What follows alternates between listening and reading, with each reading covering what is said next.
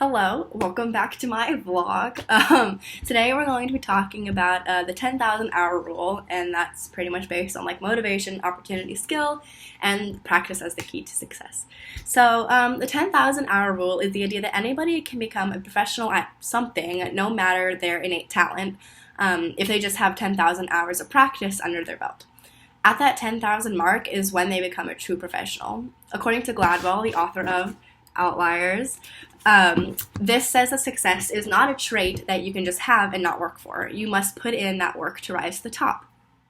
You can be insanely talented and only practice minimally, and you will not be as good as the person who is of average talent but practices whenever they can. An example from this chapter is with the Beatles getting the chance to go to Hamburg and play their songs for 8 hours straight, 7 nights a week. That's insane. They accumulated well over 10,000 hours. Now they are known as one of the best bands in history. Another musical example from this chapter is the difference between the violinists. An experiment was ran at the Berlin's Elite Academy of Music, where they split violinists into 3 groups. These 2 groups were the potential world-class soloists, just average good players, and players that would most likely become high school teachers, so ones that really kind of weren't as good. They found that those who had the potential to become the world-class soloists had about 10,000 hours of practice, compared to the other groups who had 8,000 hours and 4,000 hours respectively. All the students in the top group had 10,000 hours, and there were no flukes or merely talented players.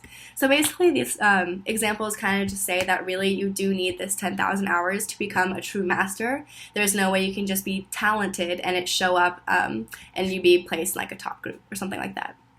I personally think that this 10,000 rule is interesting and most definitely relates to my future goals. As an aspiring surgeon, I'm going to have to go through a lot of schooling to be able to reach my goal, and on top of that, I will also probably have to have a residency and maybe even a fellowship depending on what I want to get into. I feel like this is in pursuit of that 10,000 hours. To be a surgeon, you really have to be a master of the procedures you are doing, or else you risk lives. Being in the OR and actually performing the surgeries are essential to becoming a surgeon because it gives you that practice you need to become an expert. With leadership, I feel as if 10,000 hours is difficult to define, so kind of switching topics here, but there are some points where you just step up and take over leading in case something goes wrong, but there are also situations where you lead a conversation or discussion, more examples like that. I feel like the term leadership really is arbitrary when speaking in certain hourly terms. It's difficult to fully measure the extent of the leading you've done when that can vary among opinions of people you talk to. Someone could say you're actually leading something, and another person could say, oh, that wasn't a leadership opportunity, it was just you stepping up. So it's really kind of arbitrary in that. I think it's important to try to step up at every opportunity you can, but I don't think that can be measured. Leaders should also always be trying to better themselves and should never be considered masters, at least my opinion.